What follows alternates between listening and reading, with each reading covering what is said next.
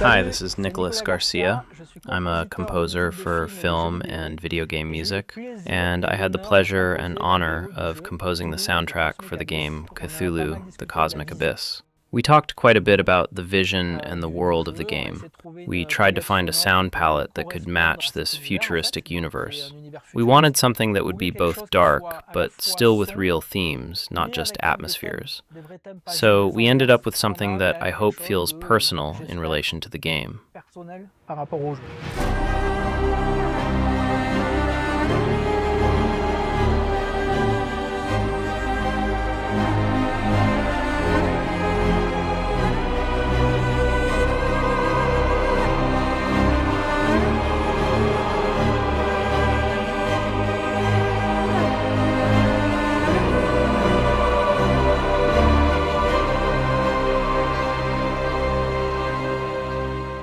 For Noah's theme, which is also the theme of humanity, the cello came to the forefront. We thought about it and almost felt it was too pure.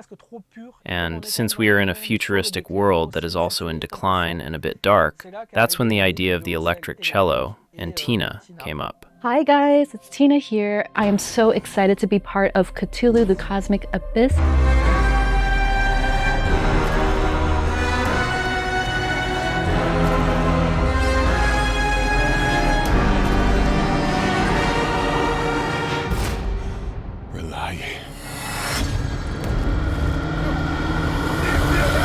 I mean, to be completely honest, now, I don't take every project, right? So I think just what you told me about the game was there. I feel like I watched something you sent me. Yes, it was the trailer, and I saw that. I'm like, oh, this looks awesome.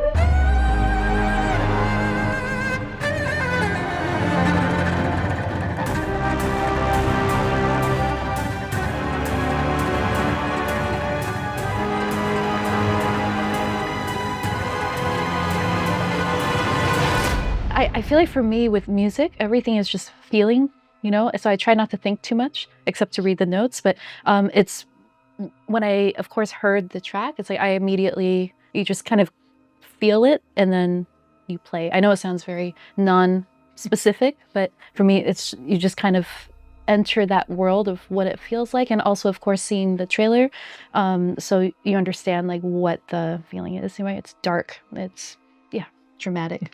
Mm-hmm. The idea for the game was to have, in the background, an element that gradually returns.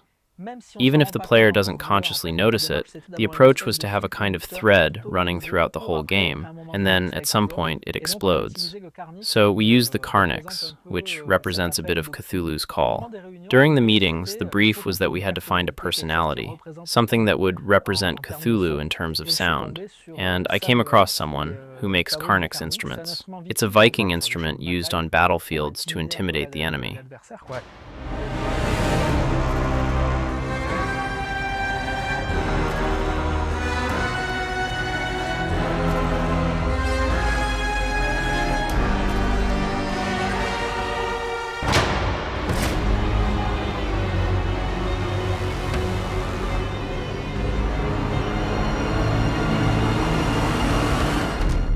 We also went to Budapest to record with the Budapest Orchestra, Budapest scoring. They are really used to working on many film and series soundtracks. Recording with a real orchestra really added something extra.